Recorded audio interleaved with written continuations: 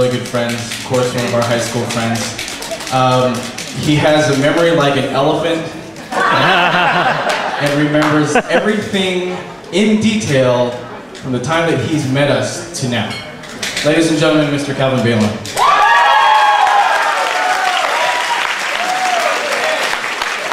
First of all, I just want to apologize to Father today because he asked for the rings today. But I'd like to say that it's very great to be here on a special day like this.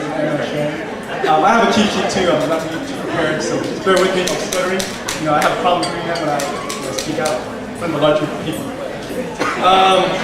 Today we're celebrating a lifelong journey that Anna are embarking on. Special bond between two people. And I just want to let you know that basically I've known Ed for the past 16 years of my life. And I just want to say that not only is he a good friend of mine, but he's also, you know, my brother I never had, my brother's keeper. He's family, and you know, I love him to death. And we've been through a lot together. Sorry, script. We've been through a lot together, and I want to share some of those moments that we spent. Basically, we grew up with each other in the same neighborhood. I've known Ed since the times we had mullets. And we actually thought our hair was cool. If you don't know what a mullet is, just look at Noli over here. But yeah.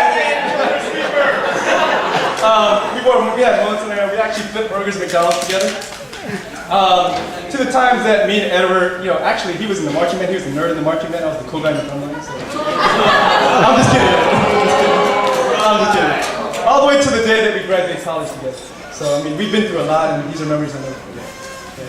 Now, as Noli mentioned, I'm the guy that basically knows everybody's embarrassing moments. And Ed, you know I'm not gonna let this day go by without mentioning one of your embarrassing moments. Okay.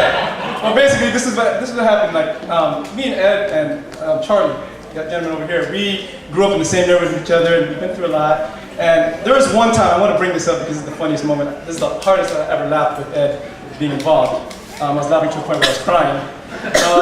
There was a time back in Christmas of 1997. We were driving around here at Mason Boulevard.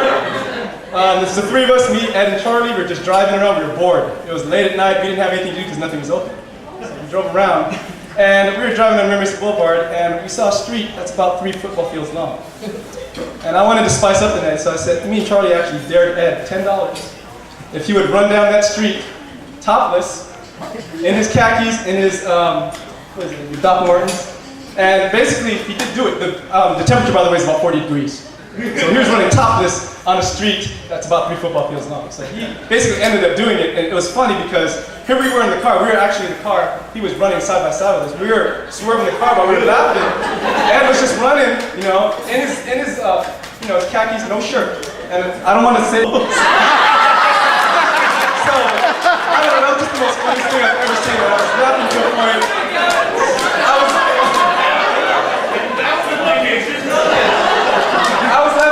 I was crying. Me and Charlie were just laughing, and we were crying literally because it was just so funny.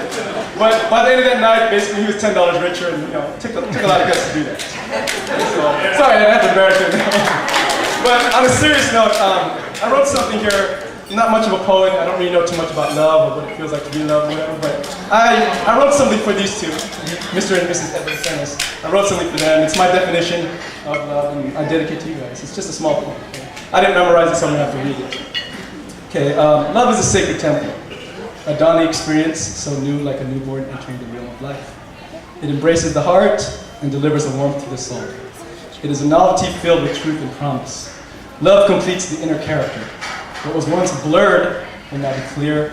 What was once partial will now be whole. Glad that you found this eternal bond you're actually celebrating today. You know, and I love the both of you. I'm so happy that you guys got together.